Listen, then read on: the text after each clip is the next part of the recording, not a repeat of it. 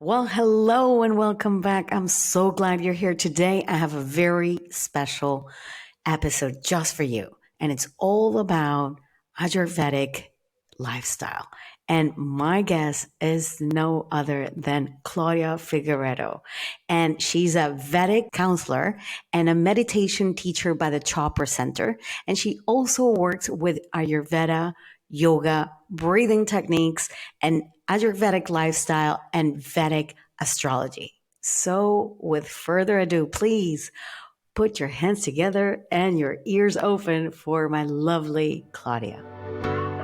Hey, I'm Veronica DiPolo, and with more than 15 years being a marketing strategist, you're going to experience the new way to promote your business with clear and unique messaging by giving you actionable marketing and messaging strategies that get you interested leads to transform the lives of your audiences so that you build up your brand with continuous momentum. Get ready, because here's where we say no to outdated marketing strategies and society norms, and we say yes to change from the inside out. Welcome to the Branding Momentum Podcast.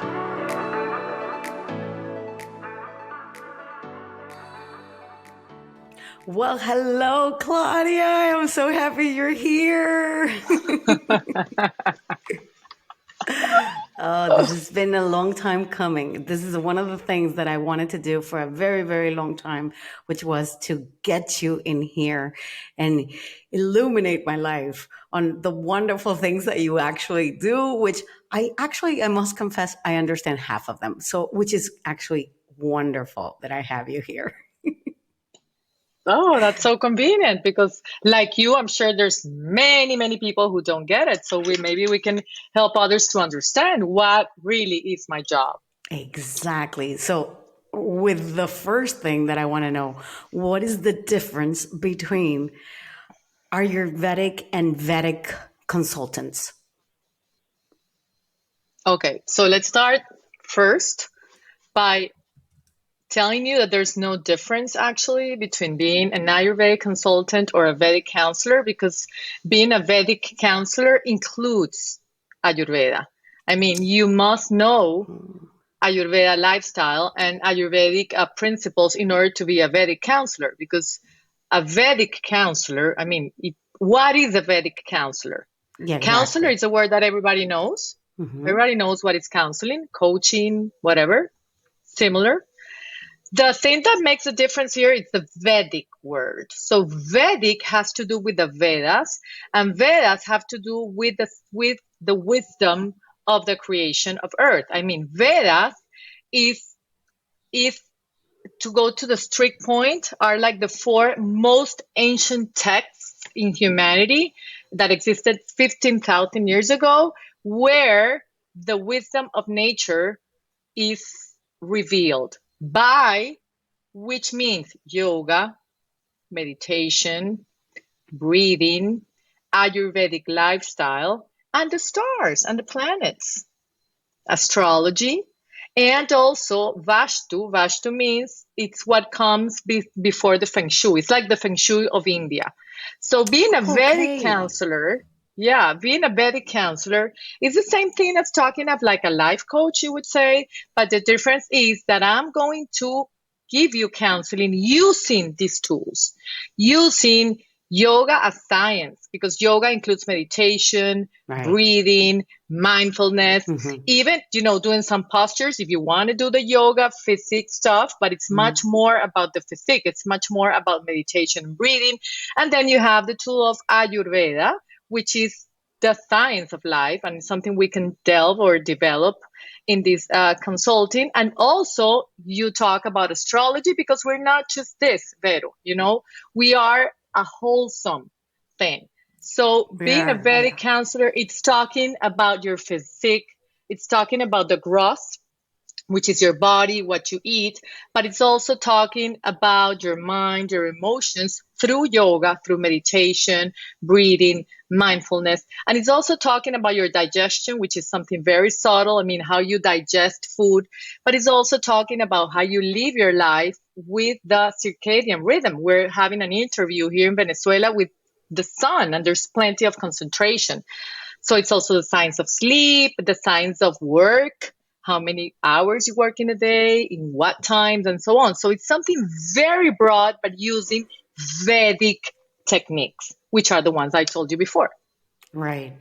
I've never heard this in any other, I guess, cultures that have these specific things, because I've heard you talk about pita, and which is the kind of foods that you can eat, and if you're this you can eat that, and if you are that you can consume that, but you should not consume this because it makes you, I mean, the little bit that I've watched and heard you over the years when you got into all this, right? And I want to actually ask, what made you get into this?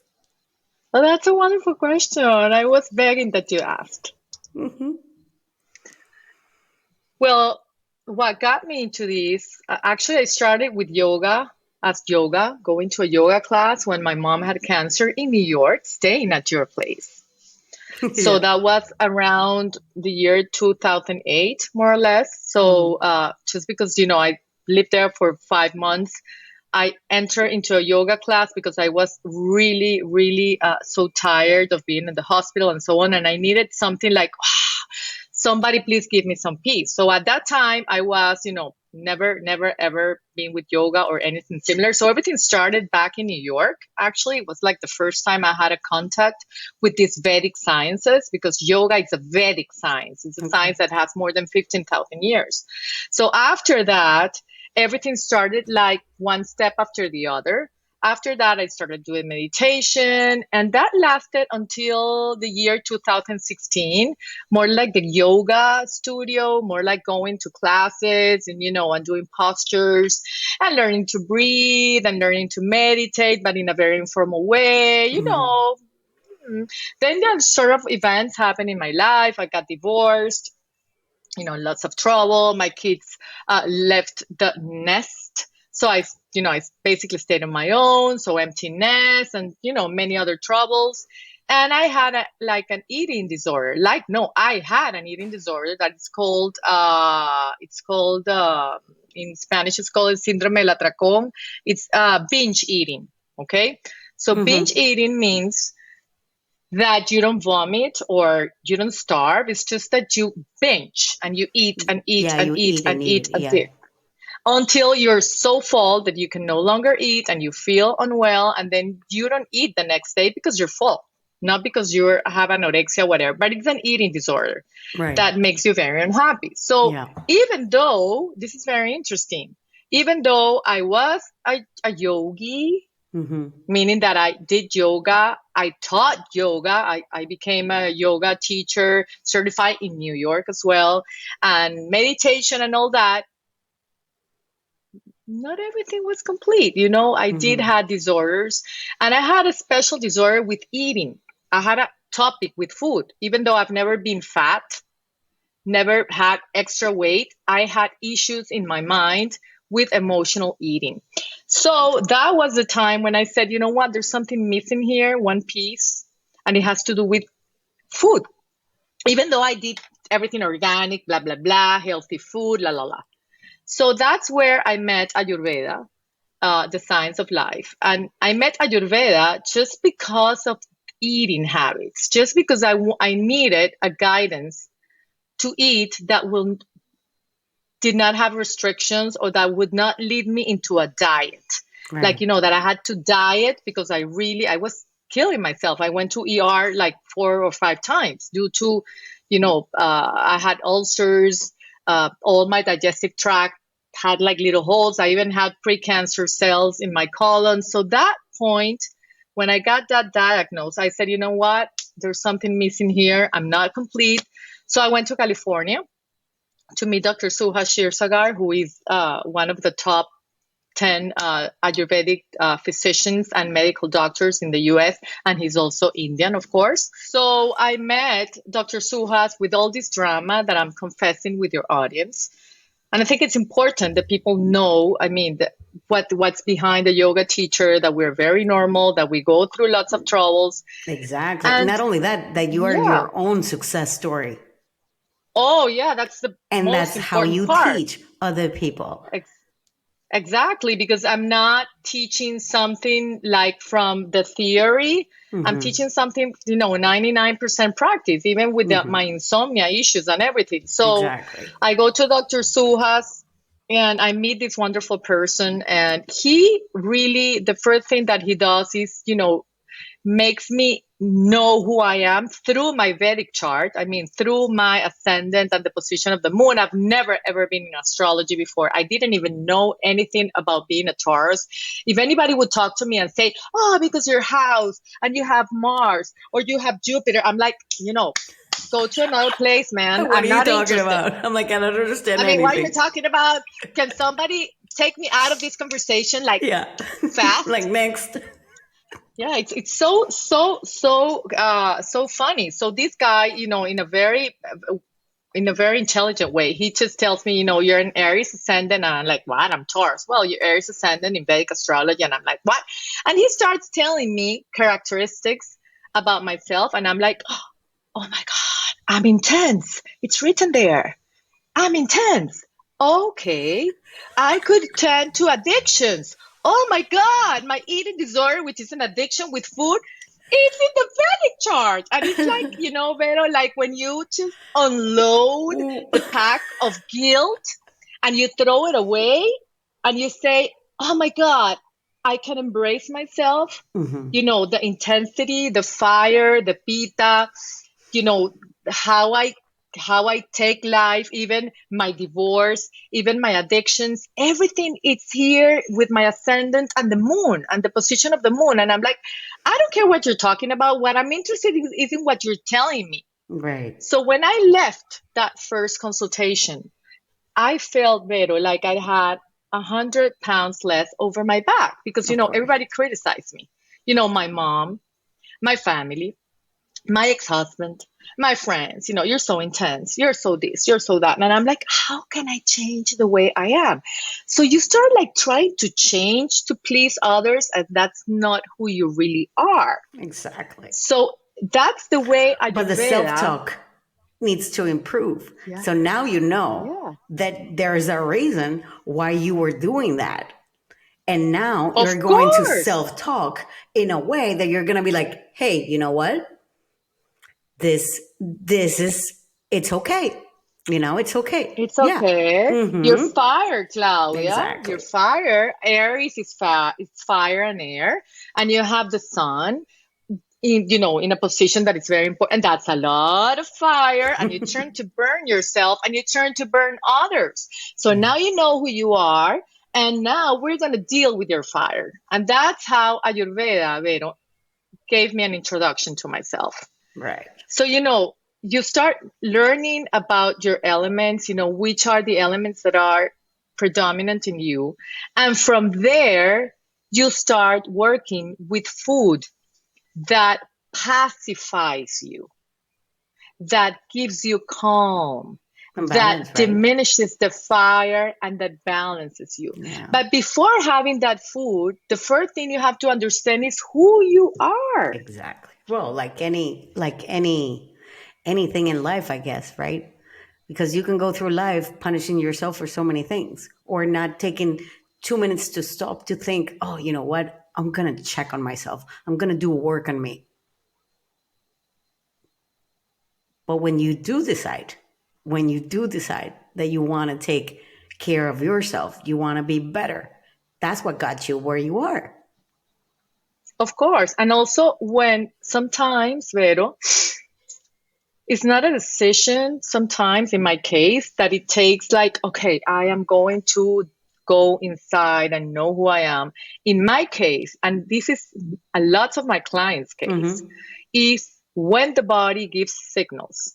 Like I have a few clients that have cancer, pancreatic cancer, breast cancer. So the body gives signals to an end where it says, you know what?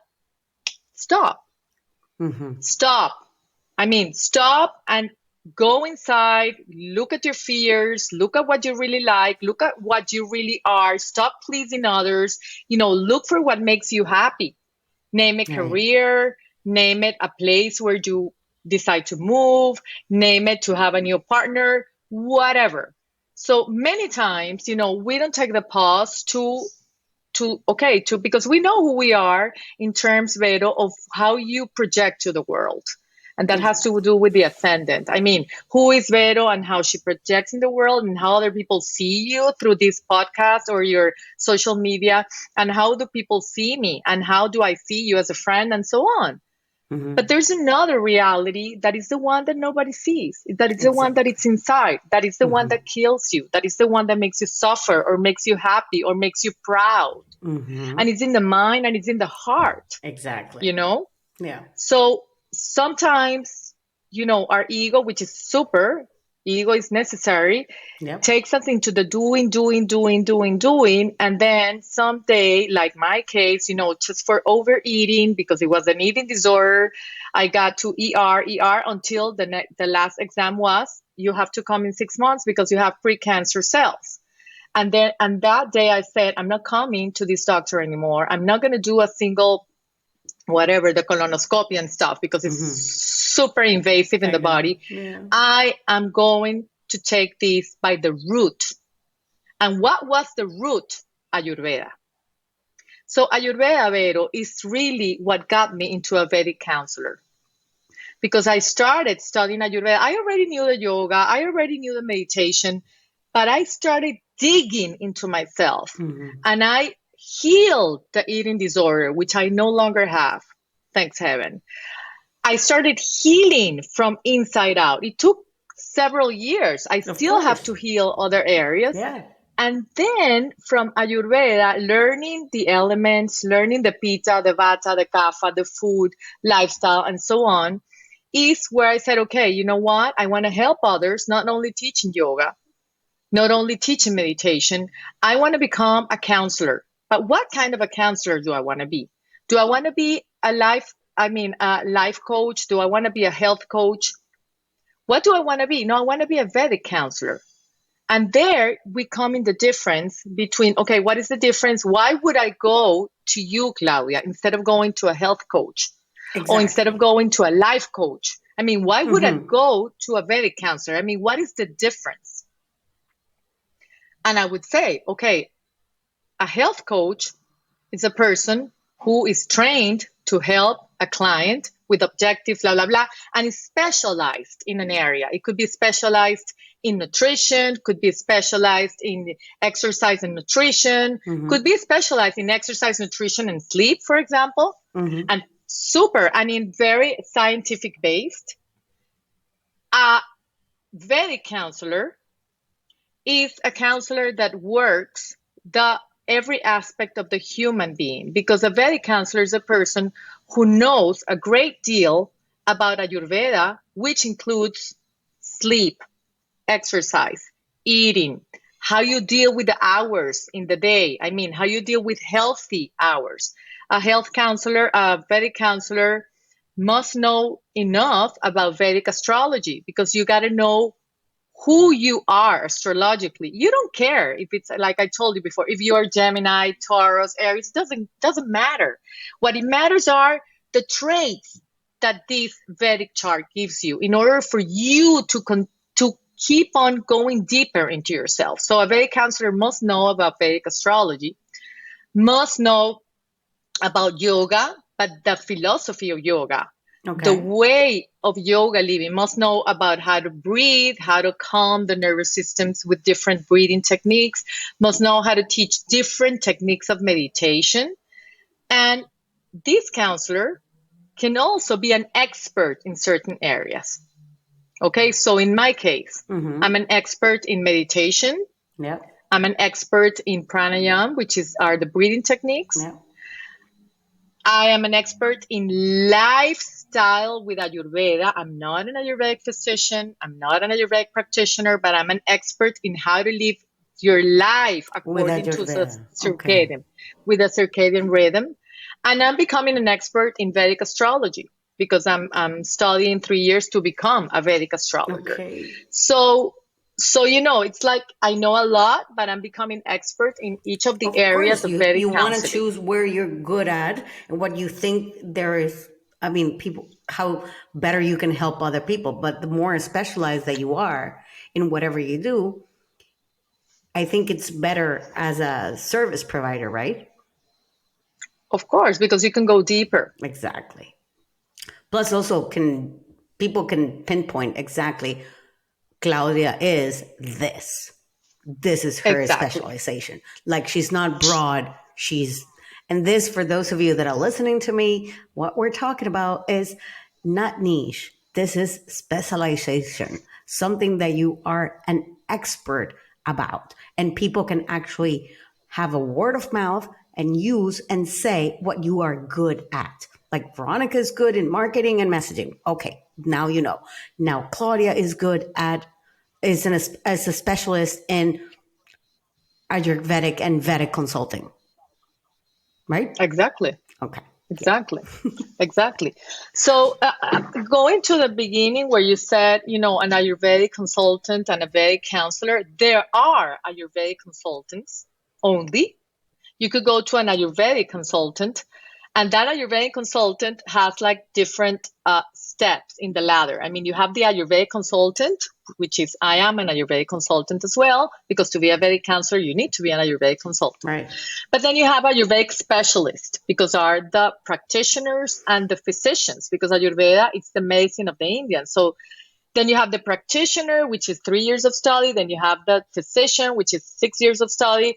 So if you go to an Ayurvedic consultant, just a consultant, okay, that person might be an Ayurvedic practitioner, which is like talking is a person who can give you treatment with herbs, okay? Or you have an allergy, or you have migraines, or you have inflammation in your colon. So that practitioner can give you herbs. I mean, can give you the medicine in herbs. A consultant like myself is not allowed to do that. The practitioner would be like a nurse, like a nurse, but in the US. Mm-hmm. You know, the nurses in the US are like very qualified technicians, so they can. Yeah.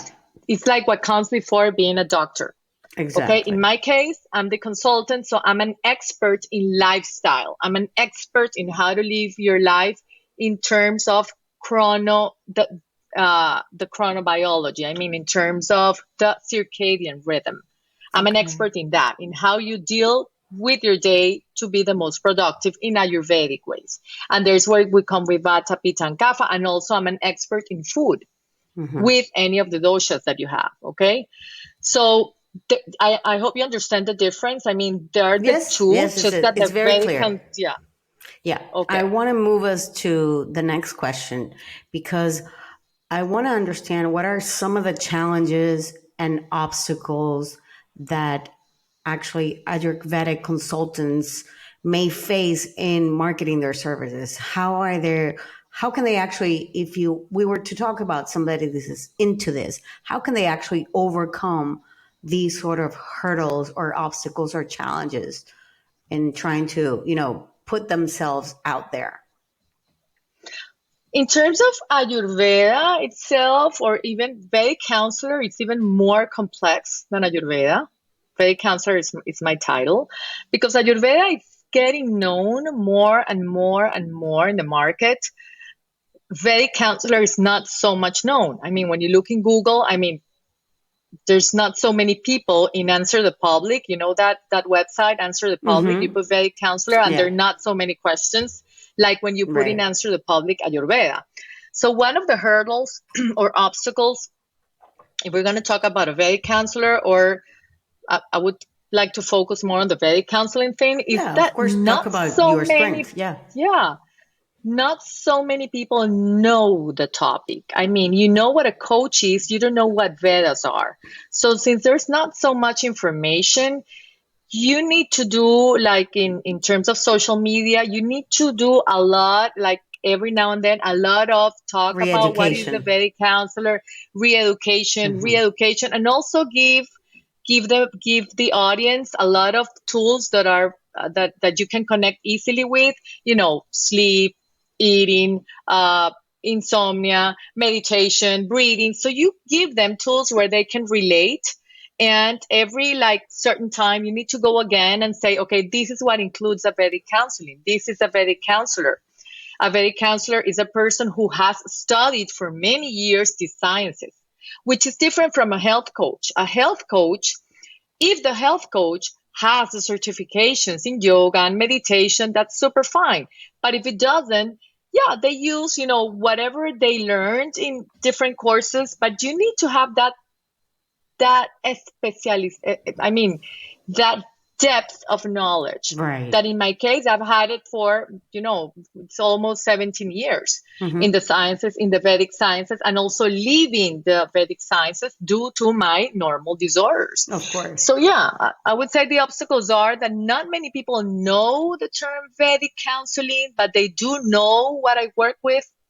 So in terms of what you work, Vero, some people say, well, why don't you put that you're a life coach? And I say, no, well, you're not. I'm a Vedic counselor. Exactly. I'm a Vedic counselor. Well, but that doesn't give you so much marketing. Well, then I have to work harder. Exactly. I have to teach. This is a super good interview because then I have to, go on and on until people, the people that are in at the end of the thing, in the funnel, at the end of the funnel, are the ones who are going to talk to me and say, okay, she's a Vedic counselor, and understand. I'm not the white part. They don't know. They connect with the tools. Yeah, like the top of funnel will connect with your yoga, with the lessons, exactly, or the meditation and little things like that. And you want to take your audience and bring them into a funnel so they actually learn what you're talking about, what you're an expert about in sleep deprivation or in eating, how to do the lifestyle. So you have to bring your people into the funnel so that you end up having your ideal client. Exactly. Boom. Exactly. Boom. And you got to repeat that process as many times as you can, because you know that what you offer is not known. It's not known. But you also know that it can change people's lives. Yeah. And it's so important what you're saying. And I'm sure this is going to add value to your audience because it's part of what I talked to you at the beginning, Vero. It's about loving yourself and knowing who you are. Okay, there are not so many Vedic counselors in the world. Maybe there are 3,000. I'm one of them. Yeah. I'm one of them. And I'm here for a mission and I have a life purpose and I want to let you know what I do. Why should I sell myself as a life coach if I'm not a life coach, even though many people know what a life coach is? Exactly. Not many people know what a life coach is. Yeah, maybe not many people know. So it's again, Vero, about embracing yourself. What is it that you do? How you do it? How you're changing other people's lives? What is your unique style? What is your education? Why should I go into the mass if I am not the mass? Exactly. And there's so much people that are saying that do the same things as maybe you, because maybe they want to compare to you. They want to be you, right? But you know that you have your own path. And your own path is to stick to what you know. Stick to what you're expert about. Stick to what your own unique story, how you can help those that want to work with you. So your story becomes the selling actually point as well, because you are your ideal client. You've lived it. Of course, I am my avatar. You are. I am my avatar. I remember I had this conversation with you some years ago, and you asked me this. You were, I think you were like at the beginning of this career. That might have been maybe 6 or 7 years ago. I don't remember, but we had this conversation about the avatar. And yeah, the avatar, it's me 10 years ago, 12 years ago. I'm talking to the people who were Claudia 12 years ago. Exactly. I'm my best example. I'm the same, because my own avatar, and I don't even call them avatar anymore. I call them my potential clients. Point. I don't. It's not a fictional kind of person in my case. I think is your potential client. Who do you want to work with, right? So me, it's what I'm doing. It's for Veronica 15 years ago when she was lost and she had no clue how to communicate to the world what you actually do, right? So in your case, it's the same. See, how beautiful is that? Yeah, it's the same. And I continue to be my avatar also, my Exactly. avatar 15 years ago. But now I'm also my avatar in terms of sleep hygiene because I talk a lot about sleep because since I become into menopause, I never had sleep problems ever, ever. It's just when I enter the menopause, my sleep pattern started to change, and also that has to do with my vata, which I have a lot of air, a lot of variability that has to do with the doshas. And, there are many variants in the thing of sleep. But I am the avatar. I mean, when I talk to the audience and I say, you know what, I'll say, I have to make the peace with the suffering, make the peace with insomnia. I mean, you cannot give it so much power because the more power you give, the more preoccupied you become, the more anxiety you have, and then you become miserable. And the mind is the one who's going to tell you, you're not, you know what, Claudia, you cannot do this podcast today. So, you start procrastinating. No, wait, I cannot do it today because you're tired, because you didn't sleep. Exactly. So it's about working your mind, accepting the transition you're going through. And I'm my avatar right now with sleep. I mean, somebody tells me, how can you be talking about sleep if you're the first one who doesn't have the perfect sleep? Precisely. You are your own testing pilot plan. If I can do it, if I can solve this puzzle, if I can solve this, I can solve anybody's problems. I mean, Of I course, see because it you like can that, right? relate. Because you relate, you connect. Completely. I mean, you understand what the client is telling you. And let me tell you, regarding sleep, wow, there has been an improvement in average, like 70%, 75%, because I'm applying everything I learned. Right. So how can you talk to others? I mean, it's something that I know that it's out of this question, but it's going to make so much sense if somebody, if they're listening. It's about, like, for instance, the artificial intelligence, the Yeah. ChatGPT, the Bard now, and so on, so on.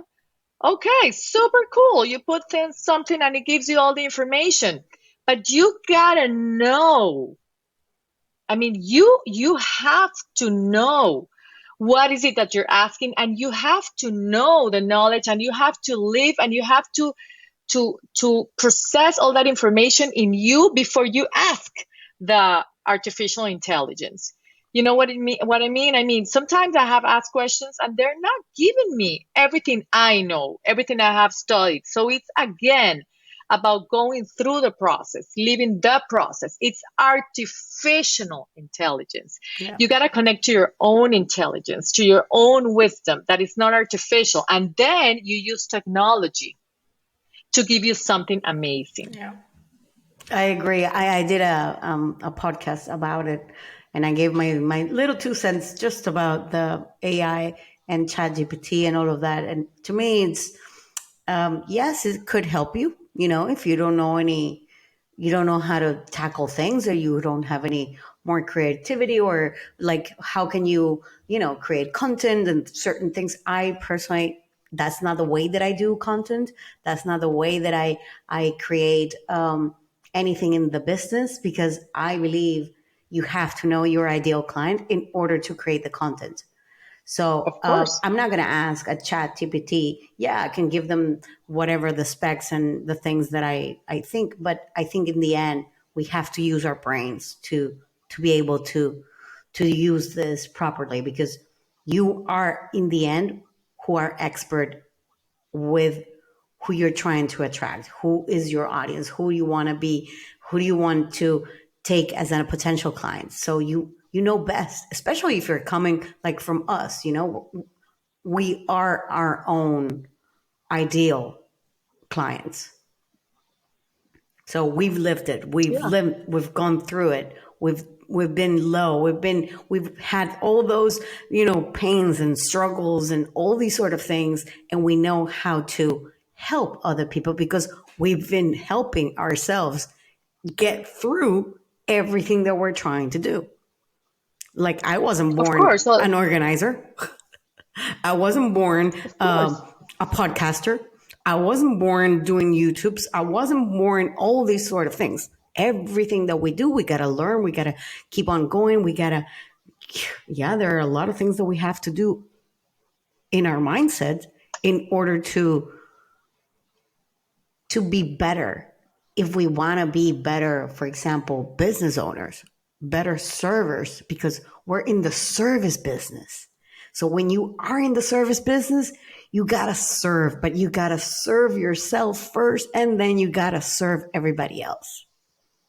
And that's how we started the podcast. I mean, the first thing you got to do before you serve others is exactly the first person that you got to serve is yourself. Because it's the only way you can trust yourself and feel absolutely secure on what you're communicating. And if you're searching in ChatGPT or whatever, you gotta be sure of what is it that you want to say and how you want to say it. So I think at the end, Vero, having a personal brand is like one of the most difficult. I don't know when you are in a company, but it's super challenging. It's super also, it gives you so much, so many stars and highs and everything. But I find it challenging because the first thing you got to do is, again, being so sure about yourself, about your life purpose, about what do you want to communicate, how do you want to serve, how do you want to help others. I mean, how do you want to transform the life of that person in terms of yoga, whatever, in terms of business management. I mean, in terms of time, but how do you want to transform? And to do that, the first work you have to do is with yourself. Exactly. Otherwise, you cannot connect with that certainty that you connect to people and that I connect. Yeah, and that's the thing, is that sometimes I feel that people, and this is general actually, sometimes a lot of people feel that a business and a personal brand is not the same thing.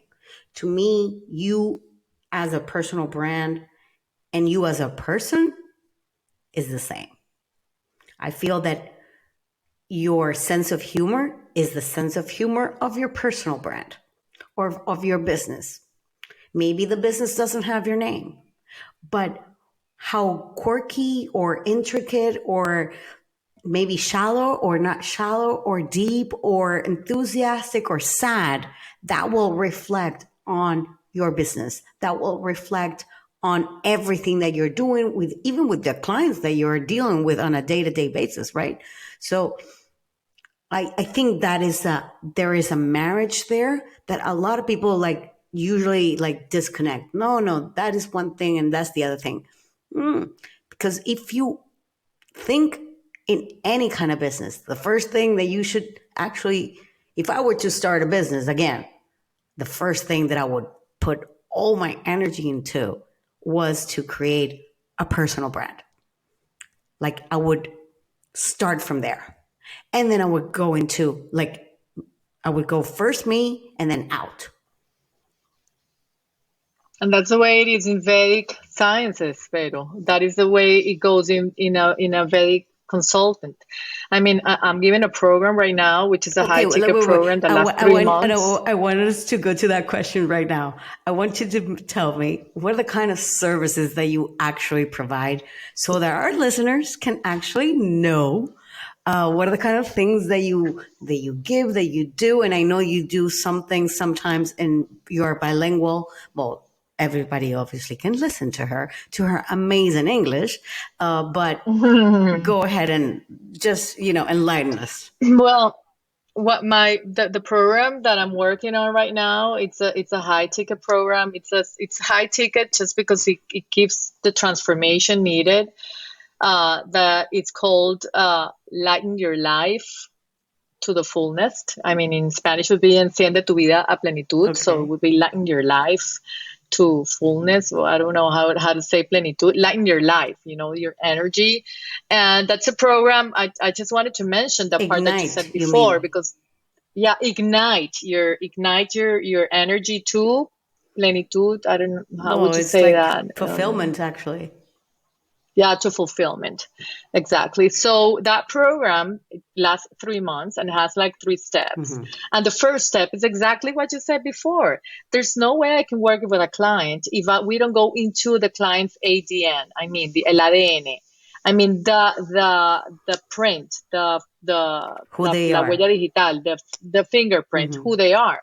And how do I get into who they are? Because you're going to tell me the story and we're going to go into a psychotherapy thing. No. We use tools from Ayurveda and from Vedic Astrology that are precisely designed to give me the information. You fill out that information, and I also go into your Vedic chart and I get all the information I need about you. And then I will tell you, which are your main doshas that rule in your life towards eating, digestion, sleep, exercise, and your habits. Is this because doshas are dynamic energies. Is this like a group setting, or is it a personalized one-on-one? It's individual. It's individual. No, and how many people are you letting into this program? Only 3 people per month. It's a program that lasts 3 months. That's good. So it has like three phases, 3 super big steps. The first one is recognizing who you are.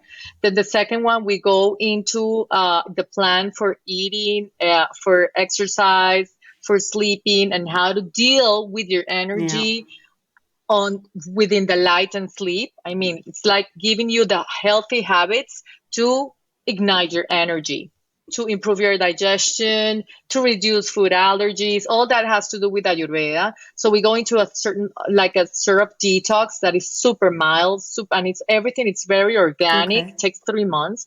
And then on the third part, which is the third month, now that you have understood who you are, now that you know how to work with an Ayurvedic lifestyle that has nothing to do with being vegan, has nothing to do with being, and that you have to go to bed at 8 p.m. because everything is designed with the client's need, with the client's life.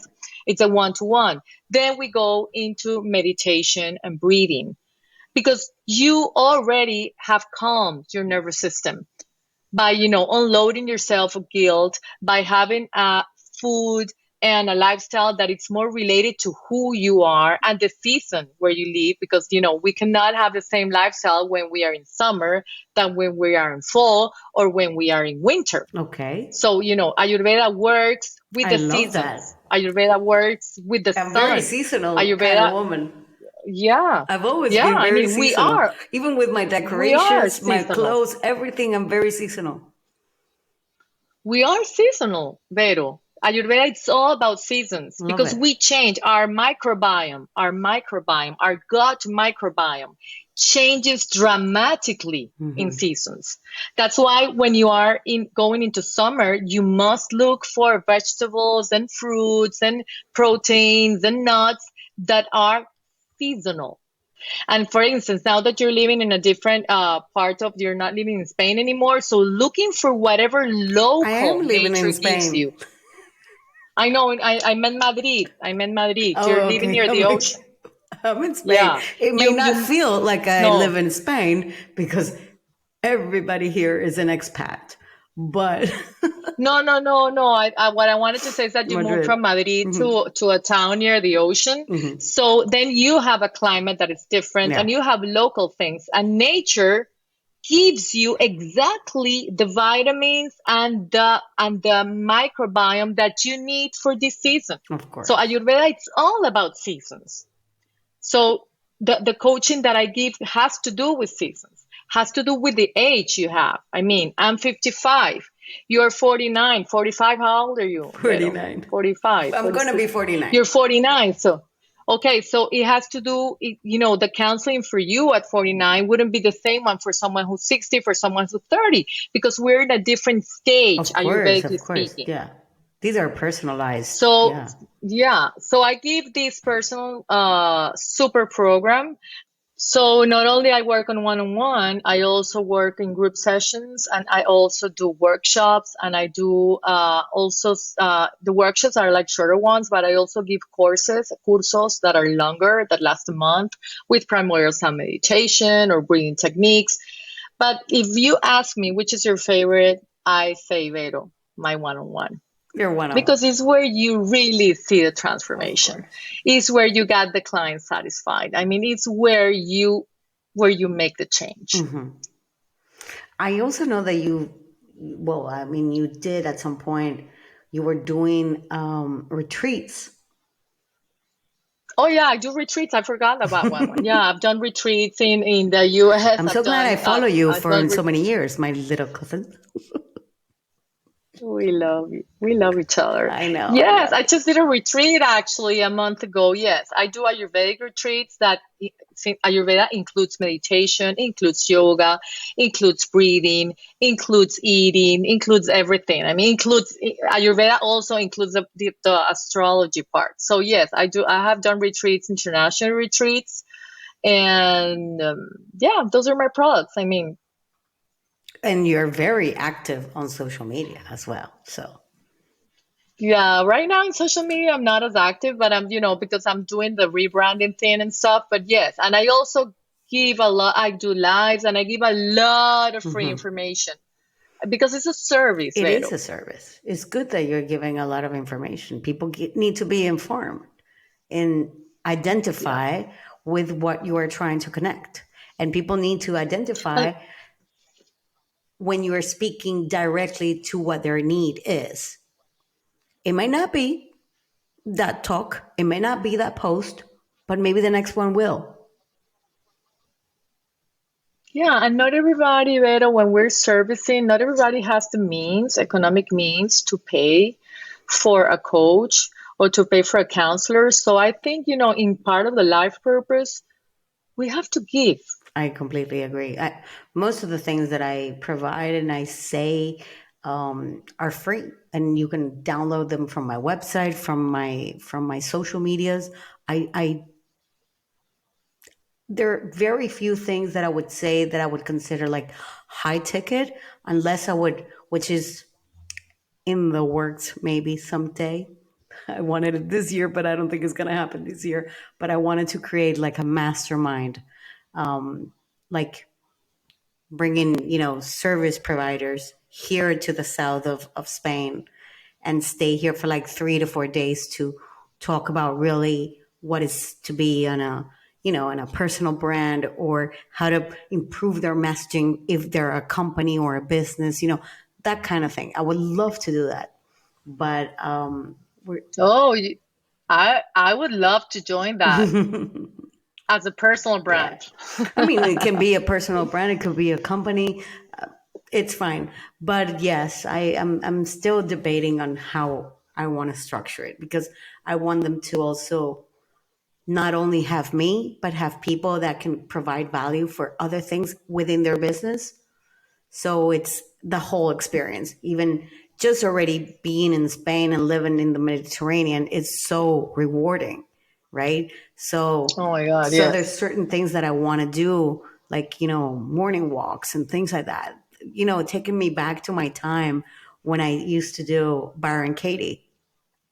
And because I feel that I need to empower that business owner, Yeah, absolutely. Mm-hmm. I mean, the business owner and having the walks and, creativity. Exactly. When we talk about creativity, that is a gift from the soul. I mean, being creative is a gift from the soul. I mean, producing content is a gift from the soul. And in order to produce content, you need to have, although you don't see it that way, you need to have a Vedic life. You need to have good sleep. You need to wake up early. You need to have your walk. You need to have your contact with nature. You need to have your rest time. You need to have your time for leisure. You need to have your time for working. I mean, you really have to go with the wisdom of nature that has the most creativity. You need to flow with the seasons. So you do need to have a Vedic life, you see. So that term Vedic is just put it into normal vocabulary. Full circle. It's a full circle, Vero. It is. It's mom, it's family. Everything adds up to creativity because stress diminishes your creativity. So in order to release stress, you need to find techniques to engage in that and be the most that you can give yourself. Absolutely. Oh, this has been amazing, this talk. I would go for hours, but I have to run out of the house. Oh, but we do another one in a few Exactly.